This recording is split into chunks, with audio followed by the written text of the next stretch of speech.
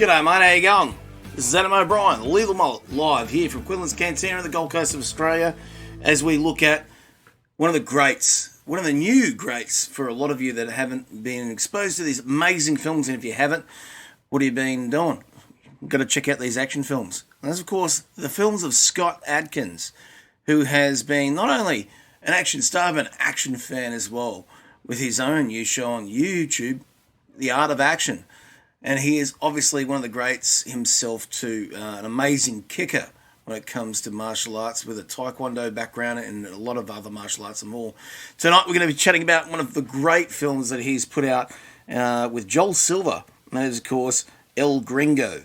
He also had Christian Slater in that film too, and it's really a good, fun comedy plus an action movie at once. It's fantastic. Talk about some of his other movies and more, all here tonight on the Legal Mullet Podcast. Welcome to Phantom Podcast Network.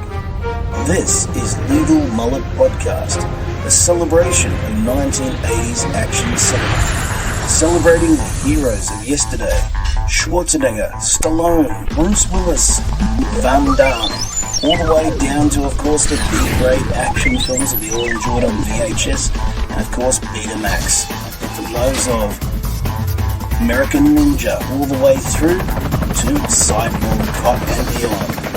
Here at Phantom Podcast Network's Legal Mullet Podcast, join Adam O'Brien as we celebrate action movie cinema.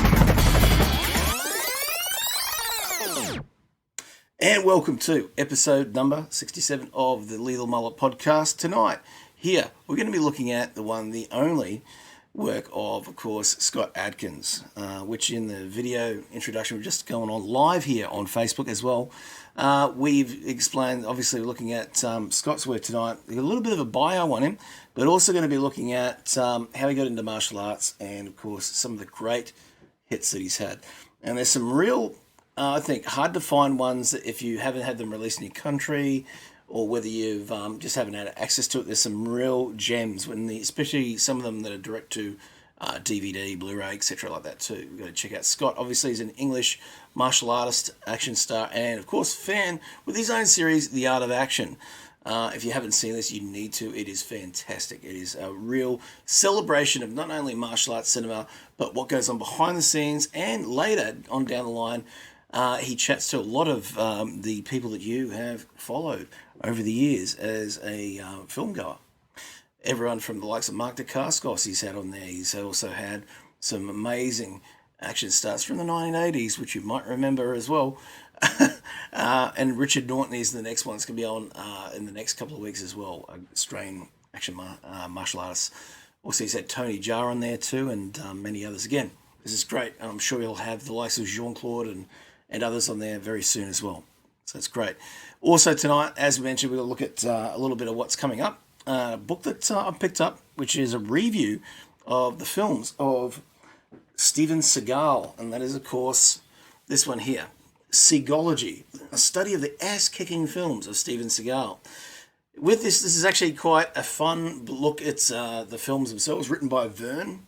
This is one that looks at the films, but also looks at the backgrounds of those films, how they were made. A lot of great trivia on these too, particularly if you've grown up with the first 10 to 15 years of Seagal films, which are obviously the best, you know. We're talking about the early era, Above the Law, Hard to Kill, Marked for Death, Out for Justice, leading up to, of course, the massive smash hit Under Siege, and, Under Siege 2 to some degree. Those films are great, and they go through those. And, of course, the later ones, some of the other ones, which are pretty good, Fire Down Below, and then Exit Wounds, probably the last great one, until it descended straight into, obviously, direct-to-DVD stuff. But there's some gems in those too.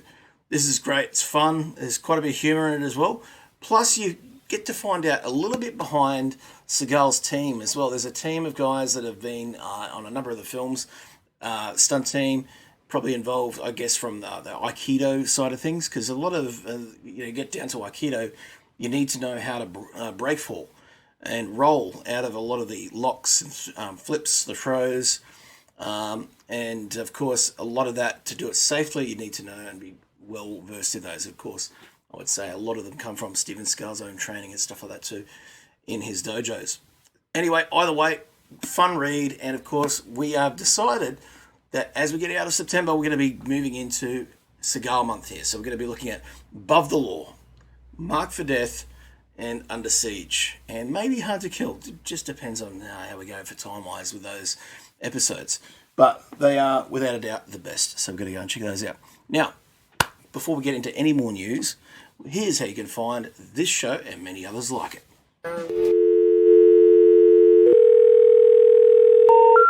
The number you have dialed has been changed. The new number is... G'day, man, how you going? Follow the Lethal Mullet here on Fandom Podcast Network's master channel at fbnet.podbean.com, or subscribe on the Podbean app, where you can find all the shows.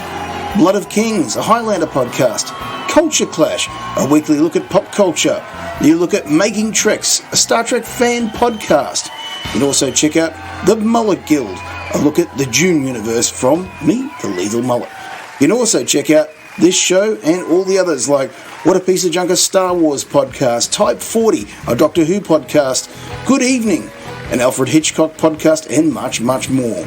All on FPN. You can follow on Apple, Spotify, iHeartRadio, and all podcatchers. Make sure you follow me, the Lethal Mullet, at The Lethal Mullet on Twitter, Facebook, and Instagram. All right, so with the site, the best way to find us is on the Podbean app. So you can download this on Google Play. You can download it on obviously the iTunes store as well. With the apps. With the App Store, when you download this one, this is great because you can subscribe to us through that. We are based on Podbean, so you got to go check it out at fpnet.podbean.com. So there's always links there too. You can check out the whole feed of shows, not just Lethal Mullet Podcast and Making Treks, a Star Trek fan podcast with myself and Mark Newbold. You can check Blood of Kings, a Highlander podcast with, of course, Kevin and, of course, Lee. You also check out the Pop Culture podcast, which is, of course, Culture Clash, comes out every week looking at everything from comic book fandom to more. You also got the Alfred Hitchcock show on there. Of course, you've got the big one, the big kahuna, What a Piece of Junk, a Star Wars podcast. Get and check out all the latest in Star Wars news and more. Type 40, a Doctor Who podcast, and much, much more. And coming out next week, after a little bit of a hiatus, is we're going back into, of course, Mullet Guild with some news and, of course, a review of the trailer of Denis Villeneuve's Dune, which is coming out on Monday. So we have to check that out and just really celebrate Dune as it is. Now, what's funny about that is that they've been egging on this thing from Warner Brothers for a little while. When is that damn trailer coming out? Well, we've had a little bit of confirmation by a few people that are in the know, that are just saying things on Twitter. So this is just from a few Twitter feeds. There's most likely going to be the 31st of August, which is Monday week from now, as we are recording now. So we have to go and check that out and just experience what this film's going to be. Is it going to be delayed? Is this film going to come out on time? Just going by cinema standards right now of what people can do and where they're going, even with Tenet's release, which is most likely for a lot of the world another week from now. It's been released earlier this week on Monday in Australia. So again, a lot of people have seen it. It's being said that a lot of those prints that are going out are going to have the Dune trailer attached to it too. So it'll be interesting to see what happens there. But before we go any further, a few little odds and ends that we picked up. One of the first things you can see in the background there is, of course, the Game of Death nunchucks. That's right. I have been around trying to find those chucks for years and I finally got them. And so well balanced, you wouldn't believe it. And, of course, talk about a cardio workout, getting the chucks out. It really is a great workout for you guys that are martial arts guys out there too. Now, one of the great things as we head into the news segment here is we've got to talk about some of the great things that are upcoming. And that is, of course, Cobra Kai. And insert promo. All right, welcome to the news segment, folks. We're going to be looking at Cobra Kai. Now, for you guys that don't know what Cobra Kai is, obviously it is the team headed by Sensei Kreese and, of course, Johnny Lawrence and all the others. And that is, of course, the karate team that is up against Miyagi-Do, of course, in the new series, which brings back Johnny Lawrence, of course, Ralph Macchio in Daniel LaRusso role as well. And for the last 2 years, they've been putting these last 2 seasons out of Cobra Kai, which is obviously a look at those guys 35 years plus, whatever it is now. And it is a fantastic series, not only for old fans like ourselves that grew up on those TV shows, but it's also great for people that haven't actually seen it before. And it is brilliant, because then you can go back and review the first 3 and next Karate Kid if you want. And of course the Will Smith's son's one, Jaden Smith as well. But at the end of the day, it really goes back to that core trilogy. Particularly the first 2, more or less, because the third one was, in Ralph Macchio's own words, bit of a cash grab. But I still think it's great, because I loved Sean Kanan's work in it too, and Thomas Ian Griffith as Terry Silver kind of adds a kind of an Emperor Palpatine machinations sort of a feel to it. And it's great, because having the likes of somebody like that there, they're really able to extend out what Cobra Kai is, where it's come from. Obviously, White's there, how Kreese, as originally Kreese was going to have a bigger role. Obviously, Martin Cove wasn't really available for that sequel, apart from a bit of cameo at the start, and then he's off to Thailand to chill out, to get a massage, while Terry Silver pretty much takes the reins. But it works, because Terry Silver's so good in that part too. So we do have a little bit of an idea now that we have a 3rd season teaser at the end of a longer trailer, and in that scenes we hear the words as we see Daniel's son get smashed onto a mat, flipped upside down, and a big sigh go, or it could be a spear, we're not sure what it is, but we hear the words of Chosen. That's right, Chosen from Karate Kid 2, of course, Sato's nephew in this as well. And I think who knows, does he want a little bit of revenge with Daniel's son? We don't know, but we can definitely hear the words there. There's a lot of play there. Who is he exactly? Does he have ties to the Miyagi family himself? Or did Miyagi do something over there that he shouldn't have? There's all this intrigue starting to boil up on a lot of speculation when it comes to that too. But a great actor who's Yuji Okamoto to come back and play that character is going to be fantastic. And I do hope they bring back Tamlin Tomita as well in that setting too. So I say, Daniel goes to Okinawa in this setting too. But what we want to hear is what's going to happen with, of course, Cobra Kai itself, because the series is called Cobra Kai. As much as Karate Kid is about, obviously, Daniel's son and LaRusso Motor Company, all that sort of stuff, and all about the daughter, and obviously, it ended on such a hard ending, this cliffhanger, where we see the death of somebody in the series, which I'm not going to go into if you haven't seen it. You have to see the ending of season 2. And it's a real downer. I mean, it is a really dark ending. And it shows, obviously, the seriousness of martial arts. Martial arts is not mucking around as much as it is fun and engaging. In real life, people get hurt. And that's one of the things that I think was very interesting that they brought up on that format. At the end of the day, it is a very serious thing. There's no mucking around. So that's interesting. But Terry Silver, I follow Thomas Ian Griffith on Twitter. There hasn't been really any hints whether he's going to have involvement in that too, from what interviews I've seen from the creators and, of course, William Zabka and Ralph Macchio.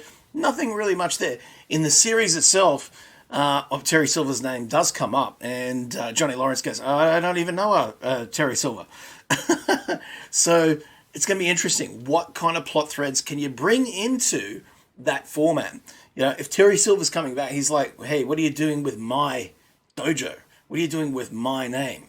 Which is, of course, Cobra Kai, because that could be interesting. And you got to remember now, you've also got Kreese out there too, so it's not much of a spoiler, because obviously he's been out in the rounds with Comic-Con and stuff like that. If you haven't seen the second season, Kreese is back as well. So Kreese is sort of this character that's trying to re-engage with the martial arts crowd, re-engage with Cobra Kai itself, and sort of make it his own. So it's an interesting part of, you're going to have really these three entities if you do bring in Terry Silver. And if you bring back the bad boy karate, Sean Kanan as well, into this era too. So that sort of dynamic is interesting, and the biggest dynamic is that Ralph Macchio's character Daniel LaRusso was part of Cobra Kai at one stage as well in Karate Kid 3, the one they don't like to talk about. But it's all there nonetheless. So interesting to see where that's going to go. You know, if it's going to go in the right direction. Is it going to take the LaRussos to a point where they really need to challenge not only what it is to be a karateka, but what it means to be, obviously, martial artists in this modern time. So things are a little bit different. And the thing is, he doesn't have that mentor of Miyagi there. He has to do it on his own. And that's part of, a hero's journey is for them to really look at themselves and see where they can go, use their experiences where they can grow beyond their mentors, because again, it's their journey, not anyone else's as well. So that's coming up very, very soon. So now, folks, some of the recent DVD purchases we have done here in Australia have bringing up some of those. So we'll look at some of those right now. Some of those are ones that you're going to know very, very well, and ones that a little bit harder to find sometimes as well. So some of the more recent ones we have the great Kung Fu series by, of course, the one, the only, Mr. David Carradine, which I found in an ex-rental place. Second season, which is really, really a lot of fun. Hollywood Homicide. Again, bit of a comedy, but this one never quite hit the mark for a lot of people. I actually quite like it, particularly the way Harrison's sort of playing both a cop, but also one that's trying to make a bit of a hustle on the side. That's great. Now we have a Van Damme classic, Knockoff. And we may just do a Van Damme look in probably November here on the show. We'll look at some of his lesser-known classics because they're all a bit of fun too. Now, the other one we did mention was a rental release of June, which we found, which is this one here. Alan Smithy cut, so not the David Lynch cut. This is the one that he said, I don't own this one. And, of course, 3 hours, 2-channel stereo, not the greatest. But the big thing about this cut is that you get all the expository scenes that you didn't get in that one too. Then we found this bad boy, and I haven't seen this in years, and I got to be honest, it did not hold up quite to my expectations, because I did enjoy these on VHS back in the day, and that's, of course, Alan Quatermain and The Lost City of Gold. Now, if you've seen this one, this is obviously one that he did with Sharon Stone as well, at the same time Richard Chamberlain we're talking about. He did another one of these called King Solomon's Mines as well. Now, this is a great one which has James Earl Jones, so Darth Vader's in this one. It is fun for what it is, but again, it is made in time B grades, 95 minutes of adventure, shot in, I think it was Zimbabwe they shot this one. But the thing about this film and its other one, they were on such a strict budget, so a lot of the effects weren't quite there. The green screen in this, yeah, probably shouldn't have done it because you can really tell. Now, the big thing is too, obviously we have Cobra Kai, as mentioned, finally had its DVD release here. So although I'd seen it on YouTube already, this is a fantastic series coming out in just a very basic set. So nothing too much, not too flash. Haven't seen any Blu-rays of these yet, so just on this version alone. But well worth it, folks. You're going to binge it straight away once you get it, I guarantee it. The other one we have is a documentary which has been out there for a little while now, and I think of all the stuff that Shatner's done in and outside Star Trek, this is the most fun. And if you haven't watched this is fantastic. How William Shatner changed the world for the better. This is great. And it's done with such a comedic touch, but also a lot of what you're going to see, you're going to learn some stuff as well. It is great. It's very Shatner, everything about it too, but also the stuff that Star Trek's really influenced to create and stuff like this, all in this documentary. Very entertaining. Shatner at his very best, folks. I can tell you that much too. All right, so without the doubt, now we are ready to head into, of course, the legal pub. Here we go. Alrighty, mate. Time to go down to the pub for a pint, chat, action movies and more.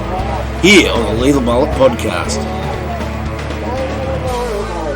Okay, welcome to the pub, folks. We are chatting about today as our main thoroughfare here on the show. We're talking about Scott Adkins. Now, Scott Adkins, I'd seen first in, I think it was the Ninja film that he did years ago, about 2011, 2010 or whatever it was. But it was a great film out here in Australia that really just kicked off the Ninja boom. At a time where we had Ninja Assassin out, Of course, the Wachowski produced one. But then, I honestly think the ninja film in 2009 was far, far better.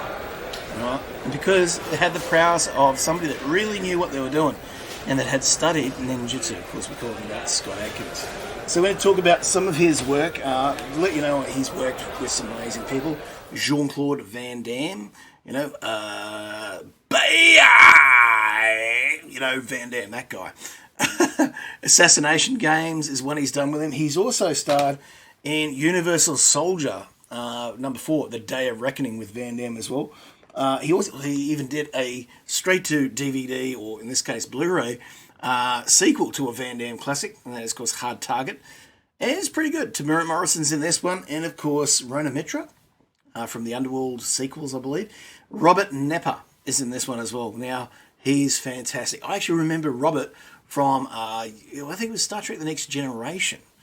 I saw him in an episode of one of the first or second seasons of that, and then he went from that into working, obviously, on a number of different TV shows over the years and films. Great film villain and charismatic, incredibly charismatic actor as well. One of the more recent great Scott ones is, of course, The Debt Collector and its sequel. Fantastic. Lost with Louis Mandylor. This is great. The action in these is full on, and it really feels like it's full contact, no holes barred, no mucking around.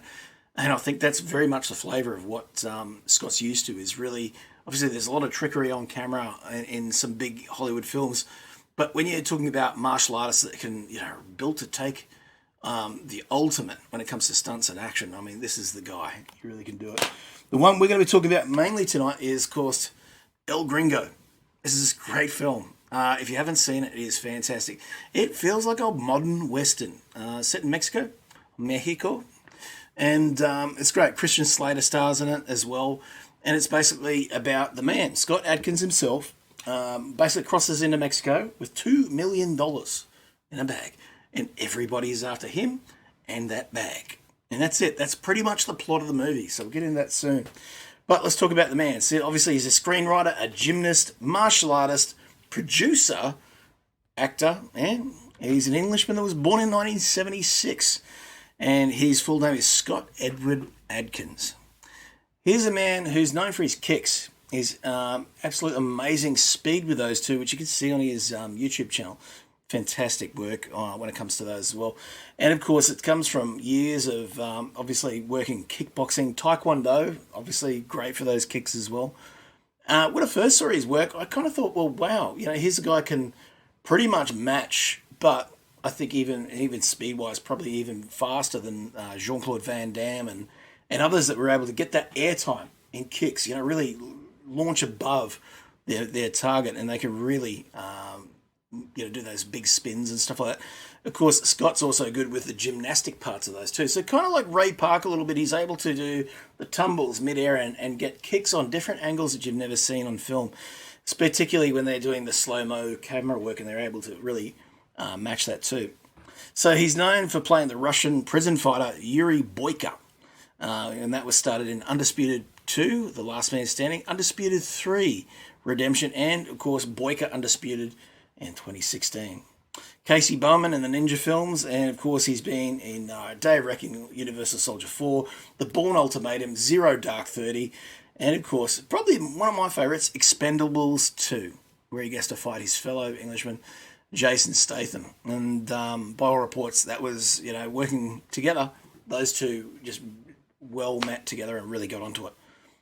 Very similar fighting styles in some ways. Obviously, Jason's got that kickboxing speed and aggressiveness, and obviously he's an athlete himself. He's a former Olympic swimmer, so that sort of really got into the middle of it too. Now, it looks like he started in his early days studying judo, and I guess there's a lot of people starting out in judo. Richard Norton was another one that started in judo as well. I think because judo was so popular back in those days that you could find it pretty much anywhere. You looked up the old Yellow Pages out here in Australia, which is our telephone book. And if you were looking for a martial arts club, the first couple were always judo, jiu-jitsu or judo, pretty much. And then sparingly it was ninjutsu, karate, capoeira if you're lucky, all those sorts of things. And trying to find somebody that's local, particularly out here in Australia, very hard to find. You always had to go north side of the city or vice versa, somewhere out remote from where you were to find a good teacher. Now, he's also trained in Jiu-Jitsu, Krav Maga, Karate, Wushu, Jiu-Jitsu, Muay Thai, and Capoeira, which is fantastic. And it's great because I think, too, he's been influenced by the like of Mark Dacascos after, the likes of Only the Strong and other, films like that, which really pushed the acrobatic side of martial arts genre and ensured that you all had, the kind of feel for martial arts that the like of Mark Dacascos, even Jet Li, get that little bit of acrobatics involved in the martial arts play itself. And of course, it makes for such a beautiful artistry on cinema that you just can't see anywhere else. A lot of the times in martial arts, we get to see stuff with wires attached and stuff like that, and you're not seeing that here in these films. You're seeing whatever he can do is what you're seeing on screen. Obviously, a lot of these are just so beautifully made. Obviously, coming in the wake of some great martial artists, the likes of Jackie Chan, Sammo Hung, Yuen Biao, we have, actors like this that are really putting their lives on the line to give us entertainment. And, hats off to the likes of, Richard Norton out there, Mark Dacascos, all these people from those periods that are really going to give us, the audience, something just interesting, but also something that you can, take home to think, wow, what you're seeing on screen is humanly possible. It's superhuman to us watching it, but is just amazing.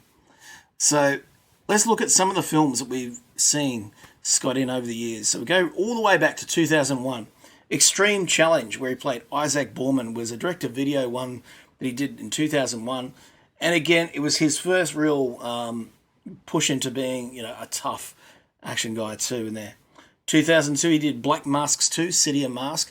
Now, you might remember Black Mask was a Jet Li film from back in the day, and it was kind of a superhero sort of a feel. I got kind of Matrix vibe from it as well, the way they're sort of trying to bring that about as well. After that, he did also Special Forces and The Medallion in 2003.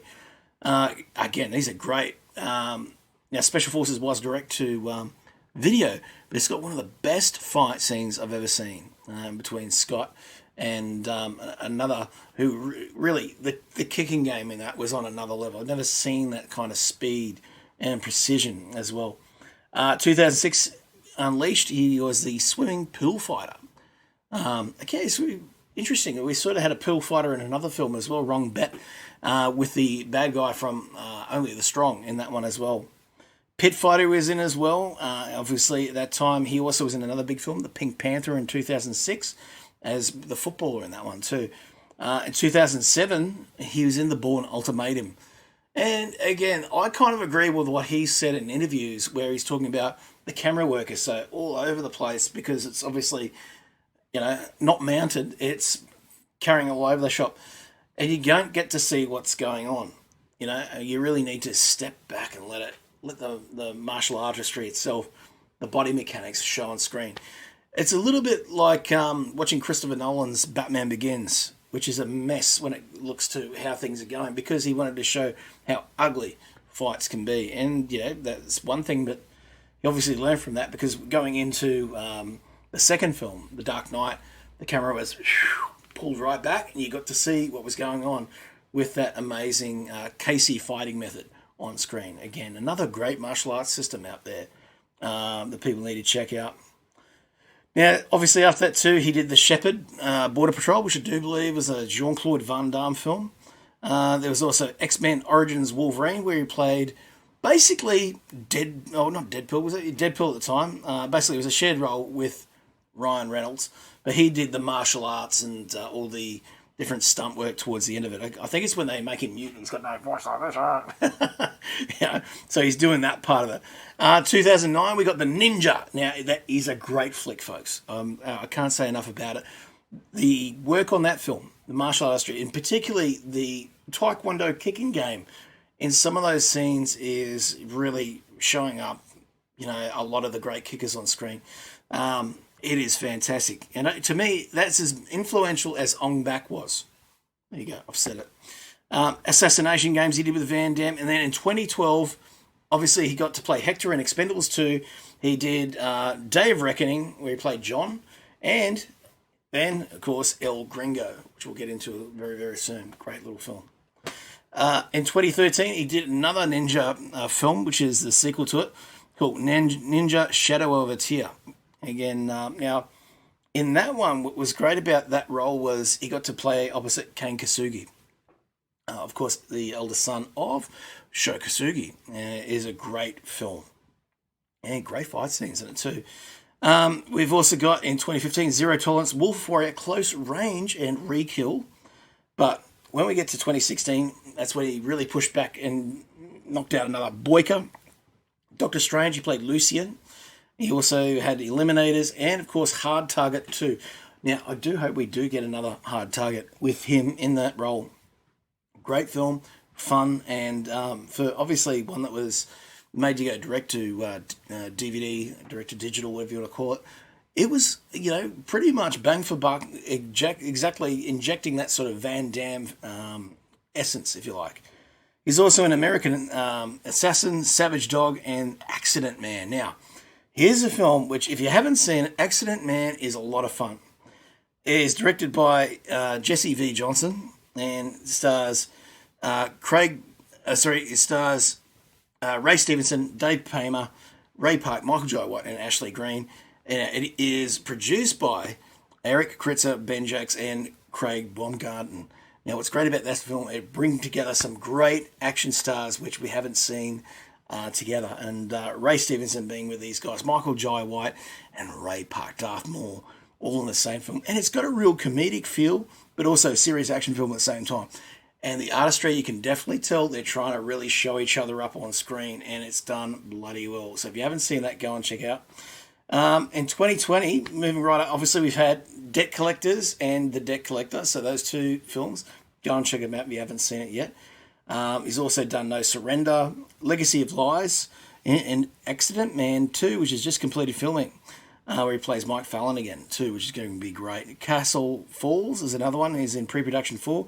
And The Intergalactic Adventures of Max Cloud, where he plays Max Cloud, which is going to be brilliant.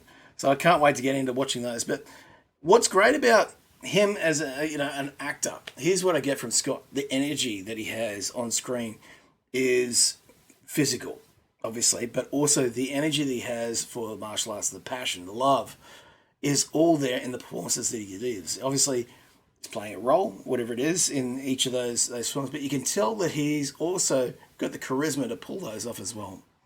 He knows when to reserve the emotion, bring it out, and then also inject that into the action scenes as well. And I think that's sorely lacking in a lot of martial arts and action films these days. We don't have that, but Scott has that. He carries the camera. It really gets drawn to him, and you're really sucked in as an audience to what he's doing. I've always enjoyed that about his films. But what about this film is great is that El Gringo has a great cast around it, which really, I think, pushes that boundary even further. What is based around, obviously, being in Mexico, it's kind of like, obviously, the lone gunslinger walking into a town, trying to lay low.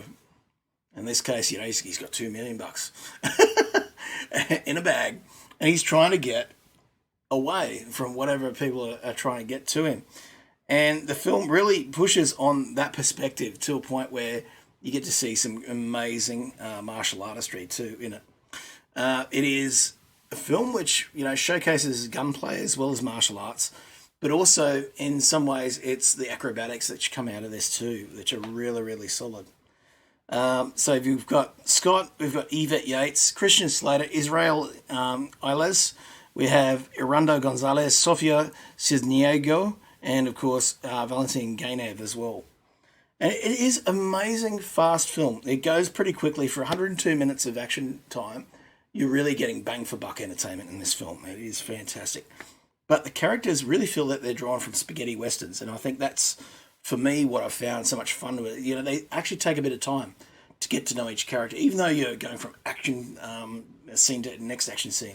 The film was shot in Bulgaria and Louisiana and cost about $7 million. So it is, it's one that moves quickly. There's no mucking around. This is a film that just gets in and really works. and it was produced by After Dark Films as well. So it was really knocking it out of the park. Now, having that sort of Western feel with martial arts kind of had a drawback to older films, which I enjoy. Chuck Norris films in particular, Lone Wolf McQuade, things like that. It kind of has that feel, not the Octagon, but kind of like, I suppose, Lone Wolf McQuade more than anything. And it's because of the spaghetti Western sort of atmosphere that you're getting in this, this lone gunman walking into a town and pretty much causing an absolute chaos, and then out he goes out the other side. It's a classic trope of Westerns and obviously even some martial arts films as well. This film itself gives a real feel for what Scott's strengths are. Of course, the action, charisma, acting too, just in between these scenes, the reluctant hero to some degree. Battles he's been in, obviously, whether he's been a war veteran or something like that, it's got that kind of feel to the character. He's been places, he's done stuff, and he has a checkered past. And that's what makes this so good. So, on the Joe Hallenbach scale, this gets a 4 out of 5.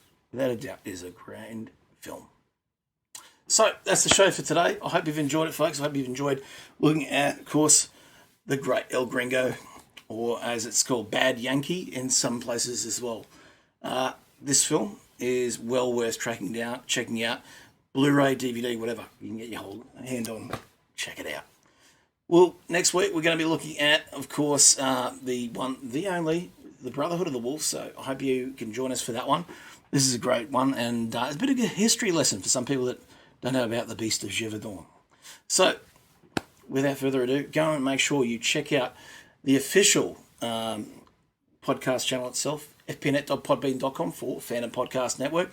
Also, go and check us out on Twitter at The Lethal Mullet. Also on Facebook and Instagram, same handle. And you can also check out FanPod Network. And that is the handle for, of course, Phantom Podcast Network on Twitter. Go and check it out. I'm Adam Morant. We'll catch you next time here at the Lethal Mullet Podcast. Ta for now. G'day, folks. Hope you're enjoying the great shows here on the Phantom Podcast Network. Be sure to check out all the great shows that we have on offer and subscribe on the master feed at fpnet.podbean.com. You can check Blood of Kings, a Highlander podcast hosted by Kevin the Raider Nerd Russell and Lee Fillingsis on their platform. You can also check out Culture Clash, which is the weekly look at pop culture hosted by Kevin and Kyle. Couch Potato Theatre. This is a cult classics and guilty pleasure podcast. Also Time Warp, a fandom flashback show. Endzone, a look at the NFL, the American football. Also, Good Evening, an Alfred Hitchcock podcast, looking at the great films of Alfred Hitchcock. Union Federation podcast, a Star Trek and Orville podcast, looking at Discovery and, of course, Picard, plus the Orville. Also, the Hair Metal podcast, looking at the great shows put on by the amazing bands back in the late 80s, their discs, their LPs, everything, all covering the fashion as well. Hosted by Kevin the Raider Nerd Reitzel. You can also check out Type 40, a Doctor Who podcast, hosted by Kevin and Dan Hadley, looking at all the eras of Doctor Who. You can also catch out What a Piece of Junk, a Star Wars podcast, an amazing show looking at Star Wars, hosted by Derek and Scott. And of course, our newest one, the amazing, the Mullet Guild, an offshoot of the Lethal Mullet podcast looking at Frank Herbert's Dune universe. This is like an encyclopedia for Dune, where I take you through and down into the rabbit hole of Frank Herbert's amazing space opera, the sprawling universe which is going to be brought to life by Denis Villeneuve and December 18. You can check out all the shows there. Be sure to also go onto the social platforms on Twitter at FanPod Network. Let us know what you think of the shows and what else you can look at there. You can also check out great articles that we put up to there that we share. Also check out on Instagram and Facebook, Phantom Podcast Network. Be sure to make sure that every Tuesday you check out the great work done by Making Treks as well. A brand new podcast looking at a deep dive of Star Trek hosted by myself, James Semple, and of course the ever popular and amazing writer of Star Trek and Star Wars, Mark Newbold. Go and check it out, folks, and we'll catch you next time here on the Phantom Podcast Network's The Lethal Mullet Podcast. Good afternoon, good evening, and good